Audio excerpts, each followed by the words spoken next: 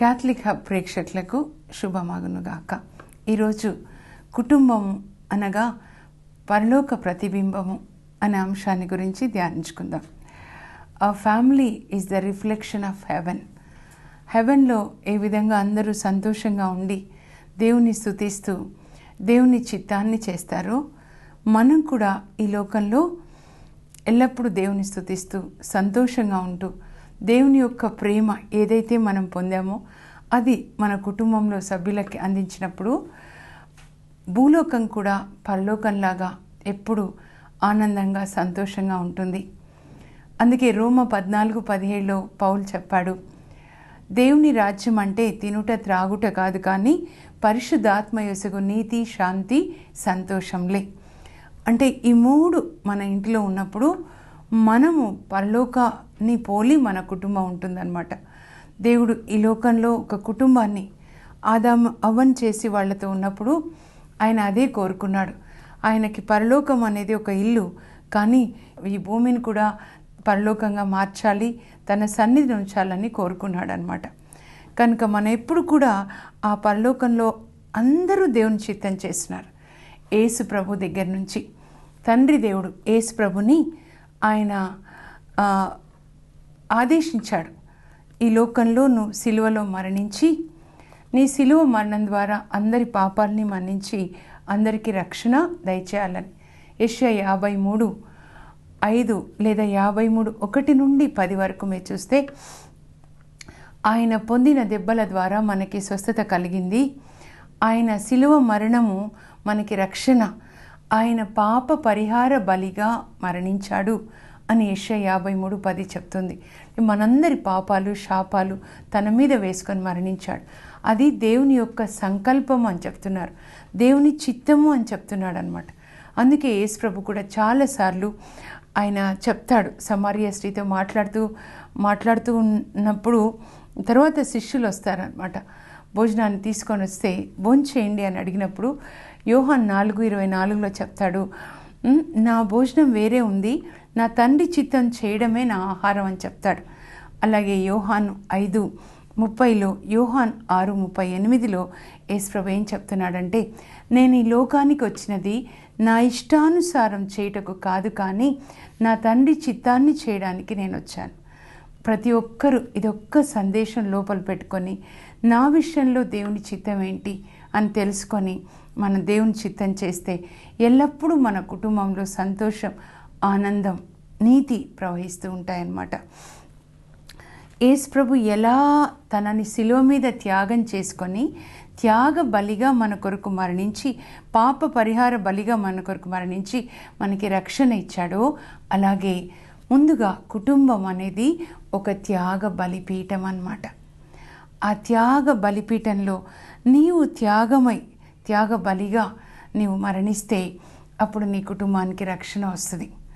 బలిపీఠం దేనికి అంటే దేనికి గుర్తు అంటే నీవు ఆ పీఠం అనేది నిన్ను నీవు బలిగా అర్పించుకోవాలి. అప్పుడు ఇతరులకి నువ్వు బ్లెస్సింగ్గా మారుతావు అన్నమాట. గోధుమ గింజ భూమిలో పడి నశించనిదే, అది ఫలించదు. గోధుమ గింజ అంటే మన శరీరం అన్నమాట. ఆ లోపల ఆ గింజ ఎప్పుడైతే మరణిస్తుందో ఆ గింజ లోపల ఉన్న మొలక అది మొలకెత్తి ఫలిస్తుంది, పెరిగి పెద్దదై ఫలాల్ని ఇస్తుంది. మనము శరీర కార్యాలకి మరణించినప్పుడు ఇతరులకి దీవెనకరంగా ఉంటాం. ముఖ్యంగా మనం దేనికి మరణించాలంటే స్వార్థానికి మరణించాలి. ఈరోజు 7 సూత్రాలు ఆనంద కుటుంబ జీవితానికి ధ్యానించుకుందాం. మనం త్యాగం చేసుకోవాలి అని చెప్తున్నాం కదా. కుటుంబం అనేది త్యాగ బలిపీఠం. కుటుంబం అనేది దైవ ప్రేమని, దేవుని నుండి పొందిన ప్రేమని ఇతరులతో పంచుకునేది అనమాట.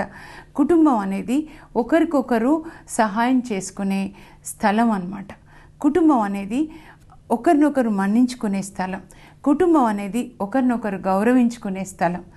మీకు ఎవరెవరిని దేవుడు ఇచ్చారో మీ ఇంటిలో, మీ భర్త కావచ్చు, మీ పిల్లలు, మీ అత్త మామ, తల్లిదండ్రులు, తోడబుట్టిన వాళ్ళు, ఏ ప్రేమనైతే మీరు దేవుని నుంచి పొందారో అది మీ కుటుంబ సభ్యులకి అందించాలన్నమాట. అందుకే యేసు ప్రభు చెప్పారు, మీరు దేవుణ్ణి ప్రేమించండి, పొరుగు వాళ్ళని ప్రేమించండి. అంటే చాలా సింపుల్. బైబిల్ అంతా చెప్పేది, ఏ ప్రేమ మీరు దేవుని నుంచి పొందుతున్నారో అది మీ కుటుంబంలో వాళ్ళకి పంచివ్వండి. చాలా సింపుల్. ఏ క్షమ ఆయన నుంచి పొందుతున్నారో ఆ క్షమని వాళ్ళకి ఇవ్వండి.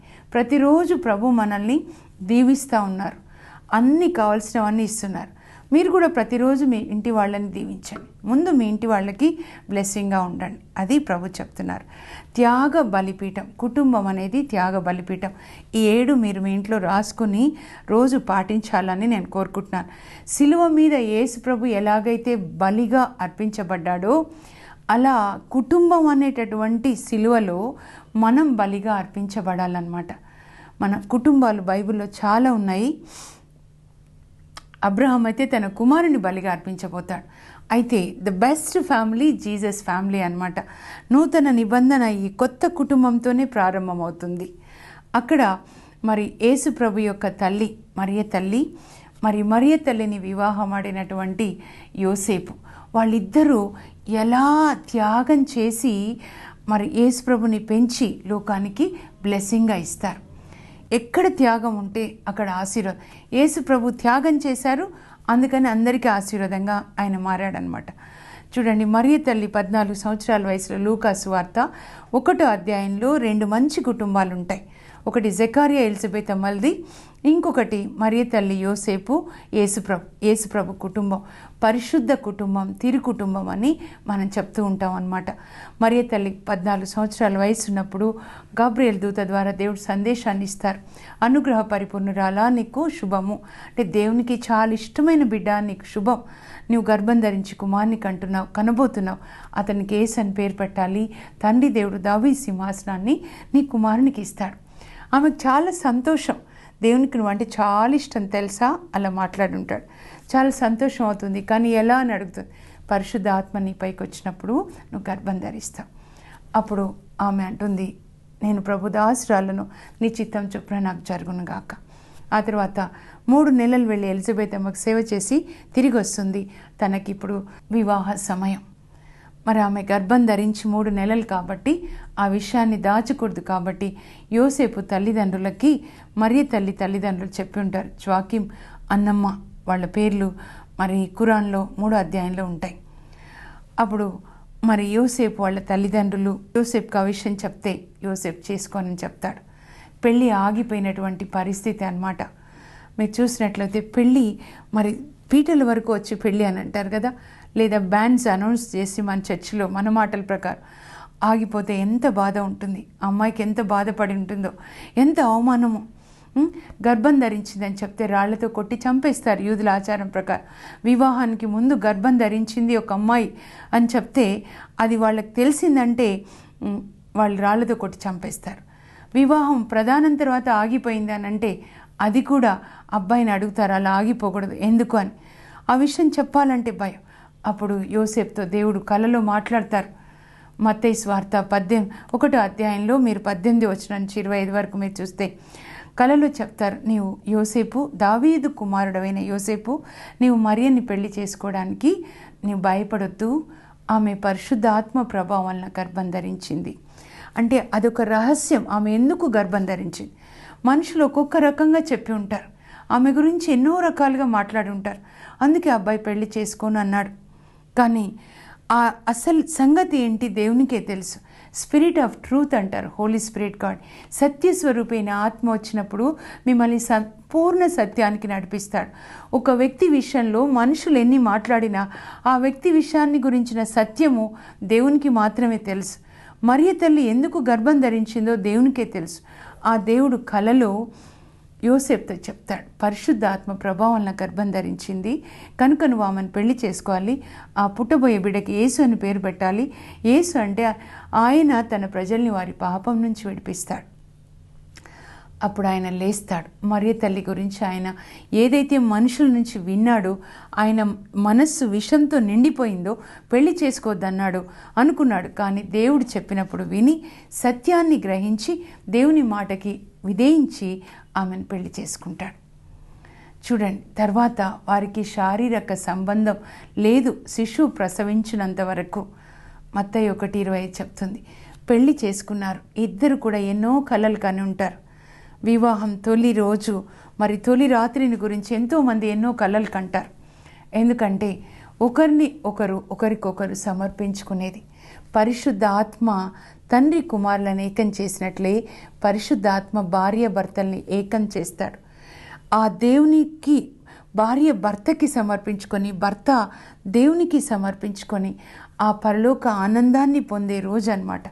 కానీ వారికి వివాహం జరుగుతుంది, కానీ వారు వైవాహిక జీవితాన్ని లేకుండా, శారీరక సంబంధం లేకుండా జీవిస్తారు. ఎంత త్యాగం చూడండి. యోసేపు త్యాగం చేశాడు, మరియ తల్లి 14 సంవత్సరాల అమ్మాయి మరియమ్మ త్యాగం చేస్తుంది. మీరు కూడా దేవుడు మీకు ఇచ్చిన భర్త కోసం, భార్య కోసం త్యాగం చేయండి. కొన్నిసార్లు త్యాగం చేయాల్సి వస్తుంది. ఒక సోదరి చెప్పింది, వివాహం కాగానే 3 నెలలకి, అక్క నా భర్తకి రోడ్ మీద వస్తూ ఉన్నప్పుడు ఆఫీస్ నుంచి వస్తుంటే యాక్సిడెంట్ జరిగింది. అప్పుడు బ్రెయిన్కి దెబ్బ తగిలింది. లారీ యాక్సిడెంట్ వల్ల హాస్పిటల్లో చేర్పిస్తే ఆయనకి మరి ఒకవైపు పెరాలసిస్ వచ్చింది. మరి ప్రేయర్కి తీసుకొని వచ్చారు. నేను ఒక ఊరు వెళ్ళినప్పుడు విజయవాడలో ఆ 3 రోజుల ప్రార్థనలో అమ్మాయి చర్చి వెనకాల ఫాదర్స్ ఒక రూమ్ ఇస్తే ఆ రూమ్లో ఉండి తన తమ్ముడు సాయం చేస్తున్నాడు. ఆయనను ప్రేయర్ మీటింగ్కి మళ్ళీ తీసుకొని వచ్చి కూర్చోబెడుతున్నారు. తర్వాత అక్కడే 3 రోజులు ఉంది. మేము అక్కడే ఉన్నాం కాబట్టి ఉదయం వాళ్ళ ఇంటికి వెళ్ళి ఆ గదికి వెళ్ళి ప్రేయర్ చేశాను. పిలిస్తే 3 నెలలు అయిందమ్మా, చిన్న పిల్ల, పసిపిల్ల, అమ్మాయి కూడా 18 సంవత్సరాలు, అబ్బాయికి 20 లేదో. ఏమ్మా పెళ్ళైన 3 నెలలకే ఇలా అయిపోయింది, నీకు బాధ అనిపించట్లేదా? లేదక్క, పెళ్లి రోజు దేవుని సన్నిధిలో నేను దేవునికి వాగ్దానం చేశానక్క, కష్టంలో సుఖంలో వ్యాధిలో సౌఖ్యంలో నా భర్తకి తోడుగా ఉంటానని. ఆ దేవునికి వాగ్దానం చేసినప్పుడు పరలోకంలో దేవునికి దూతలకి హెవెన్ తోటి నేను వాగ్దానం చేసుకున్నాను. నిబంధనలోనికి అడుగు పెట్టాను నేను, దేవునితో నిబంధన. అందువలన నా భర్తకి నేను తోడుగా ఉంటాను. ఏది ఏమైనా అందరు చెప్పారు, అమ్మ వాళ్ళు కూడా విడిచిపెట్టేసే ఎందుకు మళ్ళీ పెళ్లి చేస్తామని. నేను నిలబడ్డానని చెప్పింది. తర్వాత తెలుసా, 3వ రోజు ప్రార్థన, స్వస్థత ప్రార్థనలో ఆ అమ్మాయి భర్త చేతిని అందుకొని ఇలా పైకి లేపుతూ ఉండింది. మరి వాళ్ళ తమ్ముడు ఆయన నిలబెట్టడానికి ప్రయత్నించాడు. పరిశుద్ధ ఆత్మ వచ్చి భర్తకి స్వస్థత కలిగింది. ఇద్దరు కూడా సంతోషంగా వెళ్ళారు. 126 కీర్తన చెప్తుంది, కన్నీటితో వెదవెట్టువారు ఆనందంగా పంట కోసుకుంటారు. కన్నీటితో భర్త కోసం ప్రార్థించింది, తను నిలబడింది కనుక దేవుడు అద్భుతం చేశారు. నేను చెప్తున్నాను, మీరు మీ భర్త కొరకు, భార్య కొరకు మీరు నిలబడితే ప్రభు మీకోసం తప్పకుండా నిలబడతాడు. త్యాగం చేయడానికి యేసు ప్రభు నీ కొరకు సిలువలో తన ప్రాణం అర్పించాడు. అదే ప్రేమను కలిగి ఉండాలి. భర్తలారా, ప్రభు ఎలా ప్రేమించాడో, క్రీస్తు సంఘాన్ని ఎలా తన ప్రాణం అర్పించాడో మీరు మీ భార్యలను అలా ప్రేమించండి. కుటుంబం అనేది రెండో సూత్రం నేను చెప్తున్నాను. దేవుని యొక్క ప్రేమని పంచుకునే స్థలం అన్నమాట. యేసు ప్రభు ఎంతగా నిన్ను ప్రేమించాడో ఆ ప్రేమ నీవు నీ భర్తకి, భార్య, నీ పిల్లలు, అత్త, కోడలు అందరికీ మీరు అర్పించుకోనండి. ఆదికాండం 24:67 చెప్తుంది, ఇస్సాకు రిబేకాని తన భార్యను చేసుకుని ఆమెని కాలు కింద పెట్టకుండా చూసుకున్నాడు అని వాక్యం చెప్తుంది. ఇక్కడ ఇస్సాకు క్రీస్తుకి సాదృశ్యంగా, రిబెకా క్రీస్తు సంఘం, వధువు సంఘానికి సాదృశ్యంగా ఉన్నారు. ఇస్సాకు ఎంత ప్రేమించాడు. ఇస్సాకు అంటే ఇంటికి ఆనందం అని అర్థం. తన భార్యని కాలు కింద పెట్టకుండా చూసుకున్నాడంట. అంటే తన దేహంలో దేహం. ఆదాం అంటాడు కదా, మరి దేవుడు ఆదాం ఎముక తీసి అవ్వం చేసి మీరు పెక్కుమంది పిల్లల్ని కానీ అభివృద్ధి చెందండి అని వాళ్ళకి దీవెనిస్తాడు. ఆదికాండం 1:28. అప్పుడు నేను అనుకుంటా, దేవుడు అడుగుంటాడు, ఎట్లా ఉందిరా అమ్మాయి, నీకు నచ్చిందా అని. ఎందుకంటే ఆదాంకి దేవుడు నాన్నకు కూడా అనమాట. కనుక ఎలా ఉందిరా అమ్మాయి అని అంటే, నాన్న చాలా బాగుంది, నా దేహంలో దేహం, నా ఎముకలో ఎముక.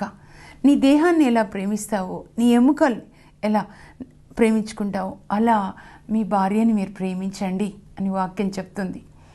మీ కాలు కింద పెట్టకుండా చూసుకున్నాడు. అలాగే రిబెక్కా కూడా మరి తల్లి లేని లోటు ఇస్సాకు అందించింది. ముందు ఇస్సాకు ప్రేమించాడు, తర్వాత మరి రిబెక్కా ఆ ప్రేమకి స్పందించింది అనమాట. అలా ప్రేమించుకోవాలి. మలాకి 2:14-16 చెప్తుంది. వివాహం యొక్క ఉద్దేశం మీరు ఎరుగరా? భార్యాభర్తలు, దేవుడు ఎందుకు భార్యాభర్తలను ఏకం చేశారంటే సృష్టి కార్యాన్ని కొనసాగించాలని. భార్యాభర్తలు ఏక ఆత్మగా ఏక శరీరంగా జీవిస్తూ ఏక శరీరంగా జీవించాలని భార్యాభర్తలకి మాత్రమే దేవుడు చెప్పాడు బైబిల్లో. ఏక ఆత్మ, ఇద్దరు శరీరాలు ఏకమైనప్పుడు వాళ్ళలో ఉన్న ఆత్మలు, ఆ శరీరంలో ఉన్న ఆత్మల్ని పరిశుద్ధాత్మ ఏకం చేస్తాడు. ఏక ఆత్మగా జీవించాలి, వాళ్ళ ద్వారా సృష్టి కార్యాన్ని కొనసాగించాలని దేవుని యొక్క ఉద్దేశం. మీ భార్యల పట్ల మీరు క్రూరంగా ప్రవర్తించుట నేను సహించను అని ప్రభు చెప్తున్నారు. మలాకి 2:16. దయచేసి చదవండి, వాక్యాన్ని మీరు పాటించండి. మీ సౌలు క్రీస్తు సంఘాన్ని హింసించినప్పుడు యేసు ప్రభు ఆయనకి దర్శనమై దమస్సు మార్గంలో ఏమంటాడు చెప్పండి? అపోస్తల కార్యాలు 9వ అధ్యాయంలో మీరు చదివితే, సౌలు నన్ను ఎందుకు హింసిస్తున్నావు? ఎవరు ప్రభు నువ్వు అంటాడు. సౌలు యేసు ప్రభుని హింసించలా, కానీ క్రీస్తు సంఘాన్ని హింసించాడు. భర్తలు మీకు ఇచ్చిన భార్యను హింసిస్తే ఆ భార్యలో ఉన్న క్రీస్తుని మీరు హింసిస్తున్నారు. యేసు ప్రభు హింస పెట్టడానికి కాదు కదా మీకు భార్యనిచ్చింది. ఒక సోదరి చెప్తుంది, అక్క నేనేం చేయాలి? ఎప్పుడు విడిచిపెట్టొద్దు భర్తనని మీరు చెప్తున్నారు. నా భర్త అత్త ఇద్దరు కలిసి తలుపులు వేసి నన్ను కొడుతున్నారు, ఏం చేయాలి నేను అని అడుగుతూ ఉంది. నేను స్కూల్లో టీచర్గా పనిచేస్తున్నాను, ఎంత హింస అంటే నేను భరించలేకపోతున్నాను, చచ్చిపోవాలా? వద్దమ్మా చచ్చిపోవద్దు, ఇప్పుడు వచ్చేసాయి, భర్త దగ్గర నుంచి వచ్చేసాయని చెప్పాను. కనీసం నీ పిల్లల్ని బ్రతికించుకోవడానికి ఒక తల్లి అయినా ఉంటుంది, వచ్చేసాయి. మీరు హింస పెట్టకూడదు. హింస పెట్టడానికి దేవుడు మీకు భార్యల్ని ఇవ్వలేదండి. దేవునికి మీరు ఒకసారి లెక్క చెప్పాలి. మీ ఇంటిని పరలోకంలాగా మార్చుకొనండి. ఇస్సాకు కాలు కింద పెట్టకుండా చూసుకున్నాడు. ఆదాం కూడా అలాగే యోసేపు చూడండి, నూతన నిబంధనలో ఎంత చక్కగా చిన్న పసిపిల్ల 14 సంవత్సరాల మరి పశువుల పాకలో బెడ్షీట్ వేసి కాన్పు చేస్తాడు. తల్లి చేసే కాన్పు ఆయన చేశాడు, ప్రసవం చేశాడు అన్నమాట. అంత ప్రేమ మీరు కలిగి ఉండాలి. ఆ తర్వాత రోమ 12:3 చెప్తున్నాను. రోమ 12:10లో పౌలు చెప్తాడు, మీరు ఒకరిని ఒకరు గౌరవించుకొనుటకు త్వరపడండి. రోమ 12:10 చెప్తుంది, మీరు ఒకరినొకరు గౌరవించుకొనుటకై త్వరపడండి. ఎందుకంటే భార్య భర్త శరీరంలో ఎముక, ఇద్దరు ఒకే శరీరం కనుక ఒకరినొకరు గౌరవించుకోవాలి. ఒకరి తల్లిదండ్రుల్ని కూడా ఒకరు గౌరవించుకోవాలి. ఇద్దరు వివాహం అయినప్పుడు ఇద్దరికి ఇద్దరు నాన్నలు ఇద్దరు అమ్మలు అనుకొని మీరు తల్లిదండ్రుల్ని కూడా గౌరవించుకోవాలి. ఒకసారి ఒక కపుల్ నా దగ్గర వచ్చారు, కౌన్సిలింగ్కి వచ్చినప్పుడు చెప్తా ఉన్నారనమాట. భర్త చెప్పాడు, అక్క మరి అమ్మాయి టీచరే, నేను టీచరే, ఇంకా కోపం వచ్చేసిందంటే చిన్నపిల్లలు ఇద్దరు, మా పిల్లలు ముందే రాత్రి గిన్నెలు ఏం దొరుకుతాయి అవన్నీ ఎత్తేస్తూ ఉంటుంది. ఏమ్మా అని అంటే ఆమె చెప్తా ఉంది, ఆయన ఏం చేస్తాడంటే ఏదైనా కోపం వచ్చేస్తే మా అమ్మ నాన్నని తిట్టడం మొదలు పెడతాడు. నన్ను తిడితే పర్వాలేదు, మా అమ్మ నాన్నని తిడితే నేను భరించలేనక్క, నాకు కోపం వచ్చేస్తుంది.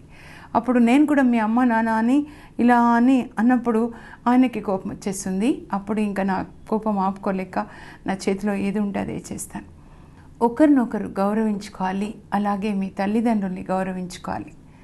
ఇద్దరు కూడా రెండు వైపుల వాళ్ళు తల్లిదండ్రుల్ని మీరు గౌరవించాలి. అది మీ బాధ్యతగా ఉంటుంది. తల్లిదండ్రుల్ని సన్మానించండి, మీరు చిరకాలం జీవిస్తారు అని చెప్పారు. కనుక రెండు వైపుల వాళ్ళు, తోబిత్ గ్రంథంలో చూస్తే తోబియా తన భార్య సారా తల్లిదండ్రుల్ని అలాగే తన తల్లిదండ్రుల్ని కూడా తను గౌరవంగా చూశాడు. ఇద్దరు ఒకరినొకరు గౌరవించుకొనండి. మరి మత్తయి సువార్త 1వ అధ్యాయం 19 చూస్తే యోసేపు మరియ తల్లిని బహిరంగంగా అవమానించడానికి ఇష్టపడలేదు. ఎప్పుడు కూడా భార్య గురించి చెడుగా ఎక్కడ మీరు మాట్లాడకూడదు. అలాగే భర్త గురించి చెడుగా మాట్లాడకూడదు. పడక గది విషయాలు మీ తల్లిదండ్రులతో చర్చించకూడదు. అది పడక గదిలో మీరు, భర్త, భార్య, దేవుడు యేసు ప్రభు ఉంటారు. మీ కొరకే వివాహ పడక పరిశుద్ధంగా ఉండాలి. హీబ్రూ 13:4 చెప్తుంది. పడక గది విషయాలు ఫోన్లు చేసి అమ్మా నాన్నకి చెప్పడము, అమ్మా నాన్న ఆ విషయంలో ఇంకా ఏదో మాట్లాడడం. తల్లిదండ్రులకి నేను చెప్తున్నాను, మీ కుమారుడు మీ కుమార్తె ఎవరైనా కావచ్చు, ఆ దంపతుల్లో వాళ్ళిద్దరూ ఒకరినొకరు ఓర్చుకోండి, గౌరవించుకోండి అని చెప్పాలి. అంతేకాని మీ కుమారుడు చెప్తే మీ కోడలి గురించి అప్పుడు నువ్వు వచ్చేసేరా ఇంకా విడాకులు ఇచ్చేయి అని చెప్పకూడదు. కూతురికి కూడా అలా చెప్పకూడదు, ఓర్చుకోవాలి అని చెప్పాలి. యాకోబు చెప్తున్నాడు కదా, యాకోబు 5:11 మీరు ఓర్చుకోమని చెప్తున్నాడు. అలాగే 5:11 యోబు సహనాన్ని గురించి మీరు జ్ఞాపకం చేసుకోనండి. ఆ తర్వాత దేవుడు ఎంతో కనికరం కలిగినవాడు, ప్రేమ కలిగినవాడు కనుక యోబుకి కష్టాల తర్వాత ఆయనకి 2 బ్లెస్సింగ్స్ ఇచ్చారు. విత్తనాలు వేసే రైతు ఎలా పంట కొరకు ఓర్పుగా ఉంటాడో మీరు కూడా ఓర్పు కలిగి ఉండండి. ఓర్పు సహనం వల్లనే మీరు జయిస్తారని లూకా 21:19 యేసుప్రభు చెప్పారు. మీరు చెప్పాలి కొత్తగా పెళ్ళైనప్పుడు. ఎందుకంటే both of them will come from different families, different atmospheres, different individual identity ఉంటుంది ఈ రోజులలో. ఎవరికి వాళ్ళు నేనంటే నేను అనుకుంటారు. కాబట్టి ఓర్చుకోమ్మా అని చెప్పాలి, ప్రిపేర్ చేసి పంపించాలి. అమ్మాయిని అబ్బాయిని కాపురానికి పంపిస్తుంటే, అయ్యా నీ భార్యను ఓర్చుకోనైనా, మమ్మల్ని ఎలా గౌరవిస్తావో నీ భార్య మన కోడలు ఆ తల్లిదండ్రులను గౌరవించాలి. కోడలు కాదు నా కూతురు అని మీరు కూడా అలా అంగీకరించాలి. మీ కోడల్ని అంగీకరించాలి. మీ కూతురికి పెళ్ళైతే అల్లుడిని ఎలా మీరు గౌరవిస్తారో మీ కొడుక్కి పెళ్ళినప్పుడు మీ కోడల్ని కూడా మీరు అలా గౌరవించాలి కదా. బ్రదర్ దినకరన్ గారు రాశారు, నేను బ్లెస్డ్ ఫ్యామిలీ అనే పుస్తకంలో నేను చదివాను. మా అమ్మ నన్ను రోజు ముద్దు పెట్టుకునేది. నా పెళ్ళైన తర్వాత నన్ను ముద్దు పెట్టుకున్నప్పుడు వెంటనే నా భార్యను కూడా ముద్దు పెట్టుకునేది. అందువల్ల నా భార్య మా అమ్మని నాన్నని చాలా బాగా చూసుకుంది. అలాగే నా కొడుకు పాల్ పెళ్ళైనప్పుడు ఆ అమ్మాయి ఇంటికి రాగానే కోడలు ఇవాంజలిన్ మమ్మల్ని ఇద్దరిని ముద్దు పెట్టుకుంది. ఇప్పుడు కూడా రోజు మేము పాల్ని ముద్దు పెట్టుకున్నప్పుడు కోడల్ని కూడా ముద్దు పెట్టుకుంటాం. మా కోడలు కొడుకు శరీరంలో ఎముక అంటే కోడలు కూడా కొడుకే అన్నమాట. కొడుకుని ఎలా ప్రేమిస్తామో అలాగే మేము ప్రేమిస్తాం. అలా మీరు ఉండండి. యేసు ప్రభు చెప్తున్నారు 4వ జాన్ 13:34-35 మీరు పరస్పరము ప్రేమ కలిగి ఉంటే నా శిష్యులు అని లోకం తెలుసుకుంటుంది. నేను మిమ్మల్ని ఎలా ప్రేమించానో మీరు ఒకరినొకరు ప్రేమించుకోనండి. అందుకే సిలువ పెట్టుకుంటాం ఇంట్లో. ఎందుకంటే యేసు ప్రభు ఎంతగా త్యాగం చేసుకొని మనల్ని ప్రేమించాడో, తండ్రి ప్రేమ యేసు ప్రభు ద్వారా మనం పొందినట్లే ఆ యేసు ప్రభు ప్రేమ మన భర్త ద్వారా మనం పొందాలి, భార్య ద్వారా భర్త పొందాలి, అత్త ద్వారా కోడలు, కోడలు ద్వారా అత్త పొందాలి. పరస్పరము మీరు ప్రేమ కలిగి ఉండండి. నేను మిమ్మల్ని ప్రేమించినట్లుగా మీరు ఒకరినొకరు ప్రేమించుకోనండి. ఈ మాట నా హృదయాన్ని చాలా చాలా మార్చింది. యోహాను 13:34-35 ఇలాంటివన్నీ మీరు రాసుకొని పెట్టుకోనండి. 7 నేను చెప్తున్నాను కదా. ఆ తర్వాత మీరు పరస్పరము ఉపకారులై ఉండండి. ఫిలిప్పీ 2:4 పౌలు చెప్తున్నాడు. ఫిలిప్పీలకు లేఖ రాస్తూ మీరు కేవలం స్వార్థంనే చూసుకొనక పరస్పరము ఉపకారులైండి. ఒకరికొకరు ఉపకారం చేసుకోనండి. స్వార్థం ఇంట్లో ఉండకూడనివి కొన్ని ఉన్నాయి. ప్రేమ, గౌరవము, త్యాగము, మరి ఓర్చుకోవడము, ఓర్పు, సహనం ఎలా ఉండాలో ఉండకూడని కొన్ని ఉన్నాయన్నమాట. స్వార్థము, అహంకారం. మీరు స్వార్థంతో అహంకారంతో ఎట్టి పని చేయకండి. ఇప్పట్లో కుటుంబాలు ఎందుకు విడిపోవాలనుకుంటున్నారంటే స్వార్థం అన్నమాట. నేను కోరుకున్న విధంగా నా భర్త లేడు కనుక నాకు వద్దు. కానీ నువ్వే నీ భర్త కోరుకున్న విధంగా నువ్వు సమర్పించుకోవచ్చు కదా. యేసు ప్రభు కోరుకున్న విధంగా మనం లేము, కానీ ఆయనే మనల్ని తనకి బలిగా అర్పించుకున్నాడు, సమర్పించుకున్నాడు. మనం కూడా అలా ఉండొచ్చు కదా. యేసు ప్రభు ఎలా ప్రేమగా ఉన్నాడో, తనను బలిగా అర్పించుకున్నాడో, మనం కూడా అలా బలిగా మన భర్తకి, భార్యకి, పిల్లలకి అర్పించుకోవచ్చు. పరస్పరం ఉపకారులేండి. రూతు నవోమి చూడండి. నవోమి తన భర్తతో కుమారులతో కలిసి మోవాబ్కి వెళ్తుంది. అక్కడ భర్త చనిపోతాడు, కుమారులు చనిపోతారు. ఆమె హృదయం ఎలా ఉండొచ్చు చెప్పండి. భర్త, కుమారులు అందరూ చనిపోయారు. మరి వృద్ధురాలు కోడళ్ళకి చెప్తుంది, మీరు వెళ్ళిపోండి తల్లి, పెళ్లి చేసుకోండి. అప్పుడు చిన్న కోడలు వెళ్ళిపోతుంది. ఓర్ప పెద్ద కోడలు అత్త చేయి పట్టుకొని, అత్త నీ దేవుడే నా దేవుడు, నీ బంధువులే నా బంధువులు, నీ దేశమే నా దేశం, నిన్ను పాతి పెట్టిన చోట నన్ను పాతి పెట్టాలి. చావు తప్ప ఏది మన ఇద్దరిని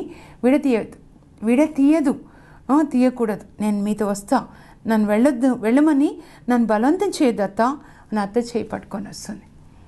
అత్తకి ఎంత సంతోషం ఉండొచ్చు కదా.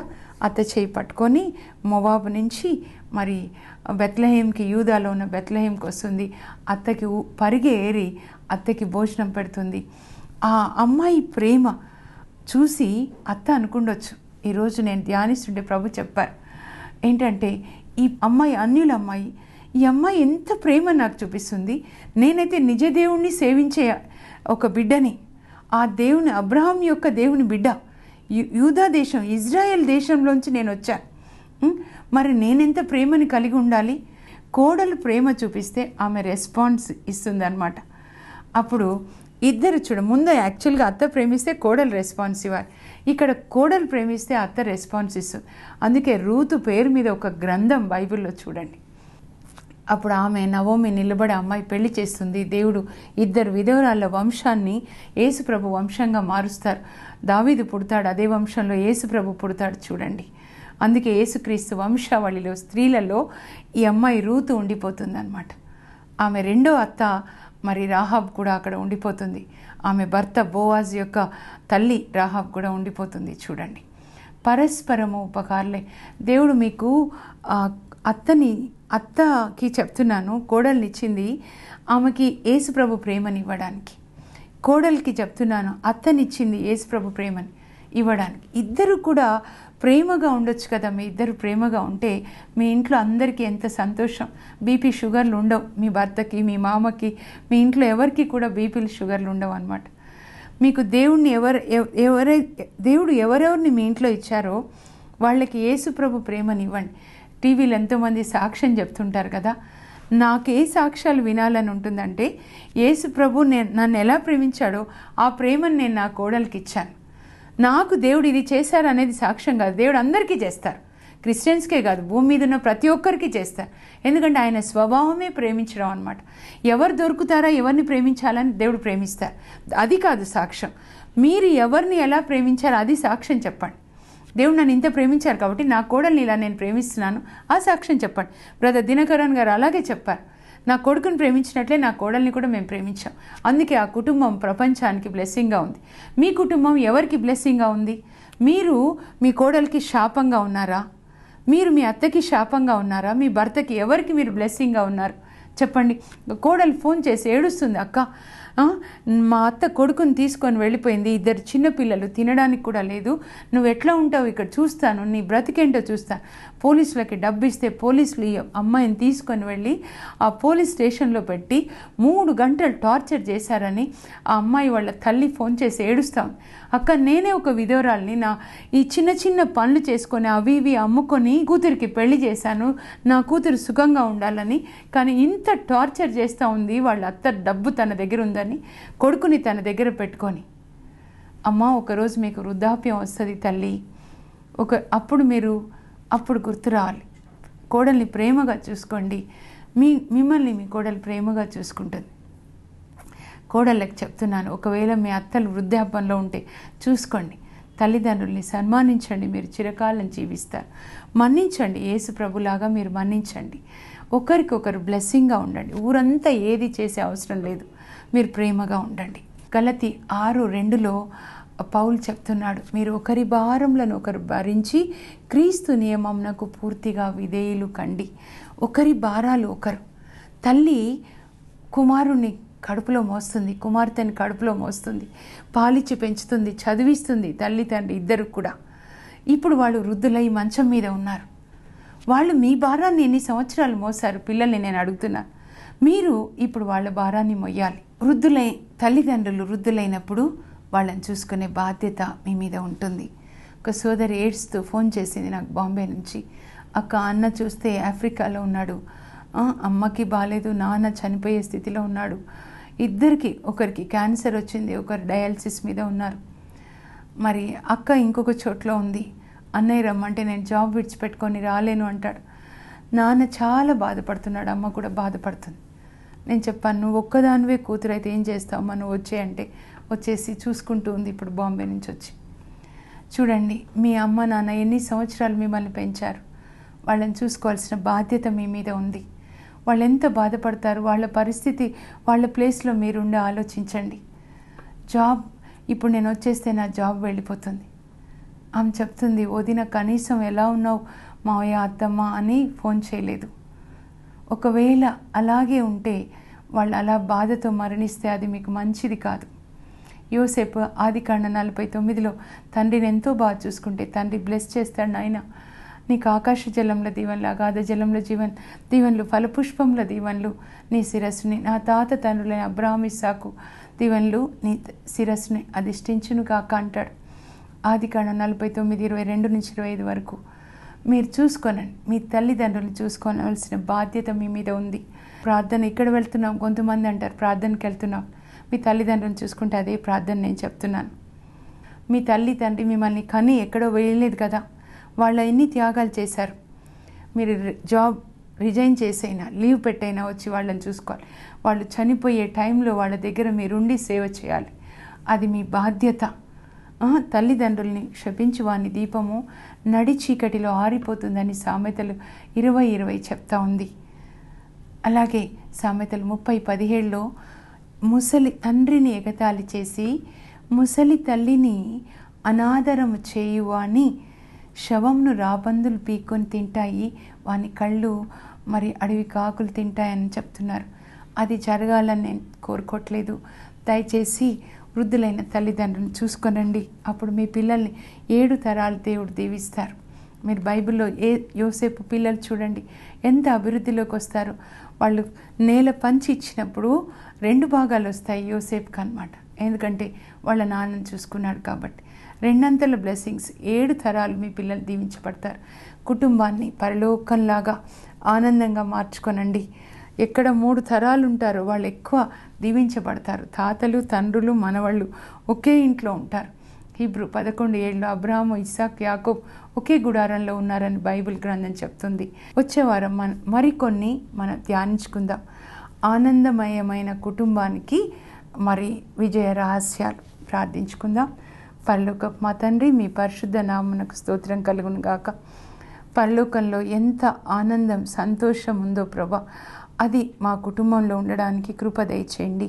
యేసయ్య, మీరు కుటుంబంలో జీవించి ఎలా జీవించాలి అని మాకు ఒక మాదిరినిచ్చారు ప్రభా.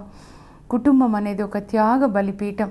కుటుంబం అనేది దేవుని ప్రేమను పంచుకునే స్థలం. కుటుంబంలో ఒకరినొకరు గౌరవించుకోవాలి.